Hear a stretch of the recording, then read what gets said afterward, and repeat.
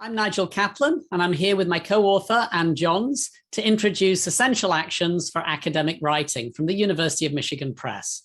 Essential Actions is a genre-based writing textbook for novice writers. And by novice writers, we mean students who are new to academic writing or new to academic writing in English. Ann and I would like to tell you a little bit about our book and why we're excited to share it with you as an option for ESL, EAP, multilingual, developmental, and mainstream first-year writing courses, as well as graduate preparation courses.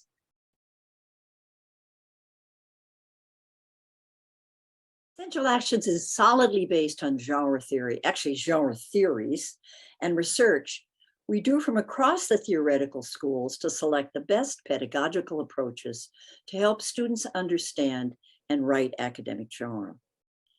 Actually write in texts from academic genre, because genre, of course, is an abstract term.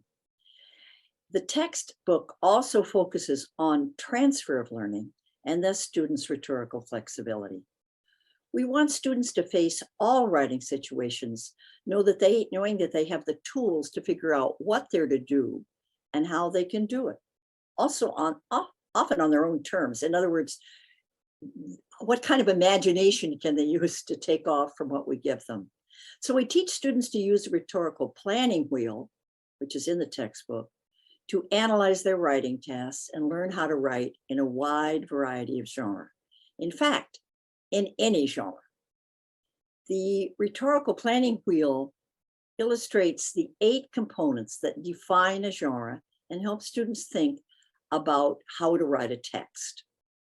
Purpose, audience, writer's role, context, structure, language, evidence or support, and conventions.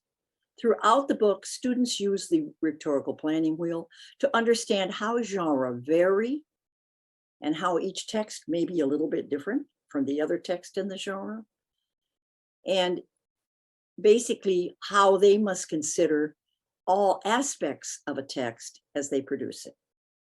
Finally, this is a writing textbook, not a book of readings with essays, all right? So that makes a lot of difference. We spend time, all of our time, on writing. We include short, accessible readings to illustrate the target actions and genre, but they don't need to reflect the content or themes of your particular course. Instructors can select their own relevant readings to occupy what we offer and to provide prompts. In other words, the readings can go with anything that we offer.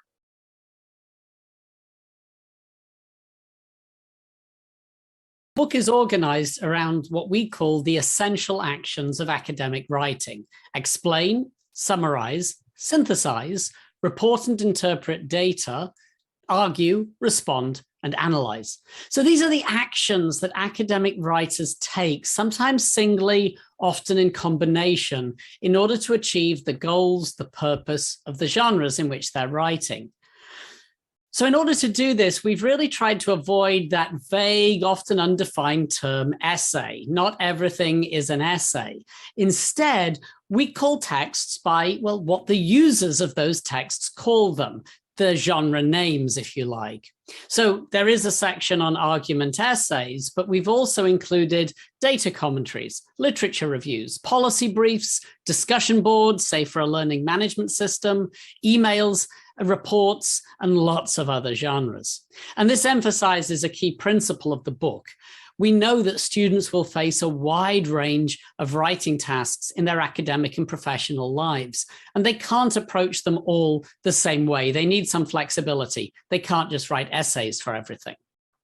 So we've provided lots of short texts for students to write in each unit, as well as some longer tasks, such as the ones you're seeing now.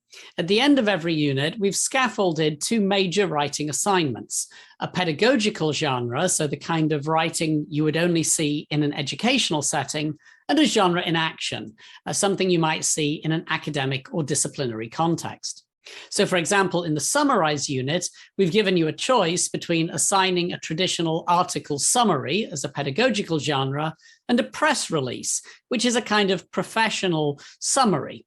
Or of course, you could assign both and have students experience the difference between them. For each of these tasks, students plan their writing, write multiple drafts, and engage in peer and self-review. And we've provided activities for that in the book. We've also got activities throughout the book for students to practice building rhetorical flexibility. That's the metacognition they'll need to transfer their learning to new situations, new contexts, and new genres. Each of the actions involves typical language use, and they vary. The types of language you use vary among genres and actions. And we've explained these in language boxes, and then students practice them in language focus activities. We expect these will be useful, of course, for English learners and multilingual learners, but really for all students using the book. Some of our language boxes focus on vocabulary and grammar, like this one on defining verbs for an explanation, while others help students with meta-discourse. That's the language we use to organize texts. So that might be category nouns for a summary or reporting verbs for introducing and synthesizing sources. Finally, in part 3 of the book, we propose 4 multi-stage projects that have multiple genres that draw on multiple actions. So students get to see how they put together actions into more complex pieces of writing. For example, in Project 1, students explore the topic of multilingualism or bilingualism through different genres: a book blurb, a response, an interview, and a magazine article. And this is another example of how we teach rhetorical flexibility.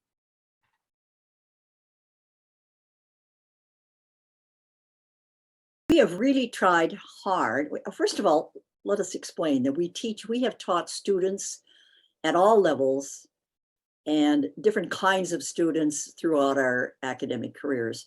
So using this kind of experience as well as theory, we've tried to make essential actions flexible and affordable so it can be used in a wide range of writing classes, much as we have taught in a wide range of classes.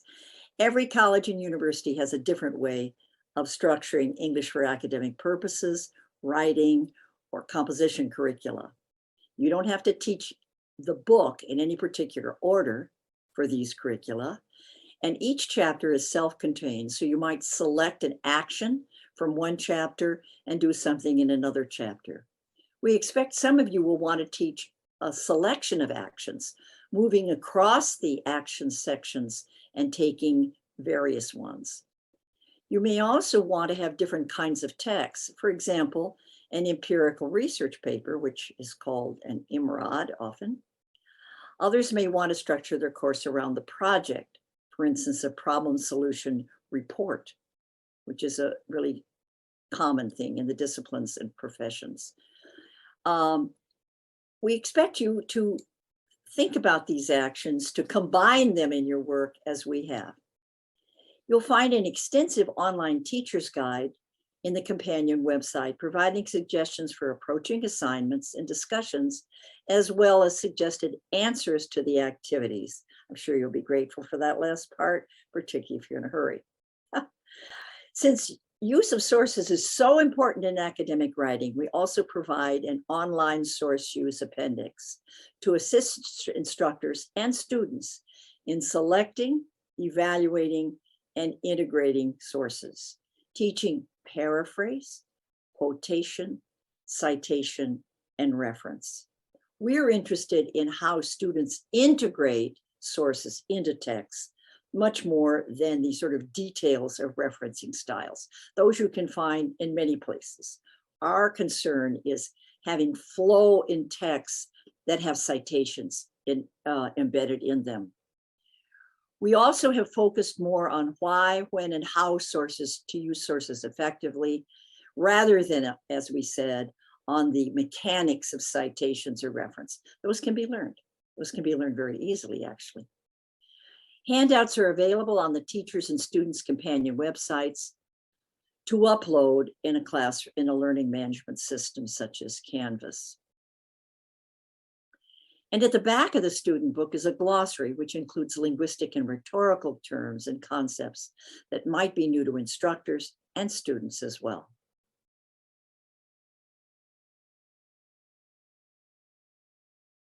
Have our students and other students liked this particular textbook, this approach? The answer is yes. We have some very amusing examples of the use of the first paragraph, first chapter on excuse emails, request for delay of assignments. But we've also had a lot more input on the value of all the different kinds of writing projects. One of the favorites is the projects on problem solution, the IMROD, and then various short projects within the action sections. So also my students feel very happy, are very pleased with the language boxes, which have all kinds of help and practice in textbooks. The textbooks don't often include, and they are grateful to have this information, both the students and the teachers, to work on those subtle areas of writing that often are not covered. So good to hear. Well, you can find out more about Essential Actions on the Michigan website, including ordering information for the print book, the ebook, and the VitalSource platform for digital purchases and rentals. And of course, that's where you'll find the teacher companion site with the support materials that Anne mentioned. We both really hope that you and your students find Essential Actions useful and helpful as you're exploring those many and varied challenges of learning academic writing. And thanks for stopping by to watch this video.